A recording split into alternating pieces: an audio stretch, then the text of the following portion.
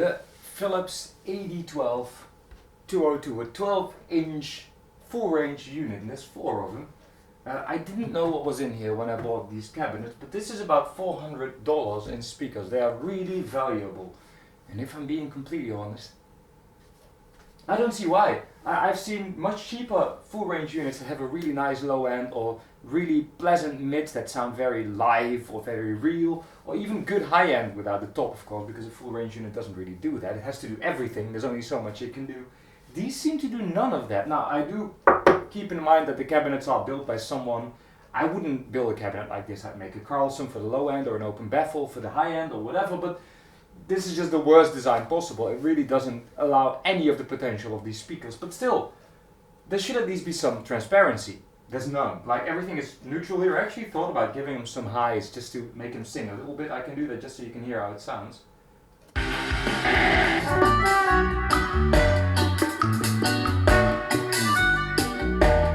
You don't really get any highs, you get harshness. Let's try the low end.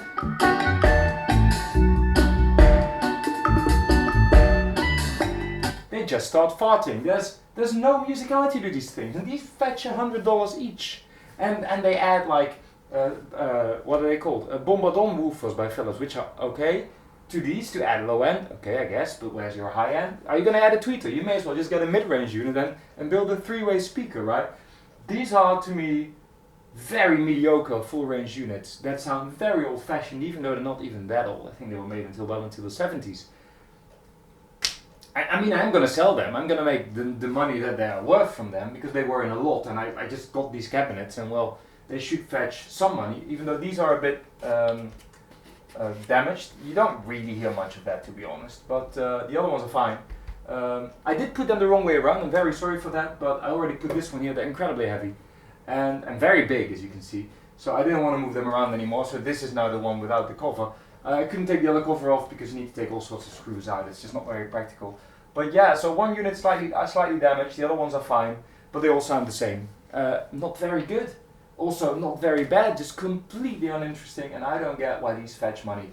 Haven't been able to sell them yet because no one wants these massive cabinets, so I needed to make this video so I can take them out of the cabinets, get rid of the cabinets somehow, and yeah, have some speakers to sell. So if you're interested for some reason, it's $350 for the 4, or $100 each, or actually rather I'd sell them rather like a pair, so $200 for the pair.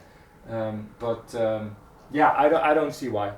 But there you go, the Philips AD12202W8, so it's the 8-ohm version, which is practical.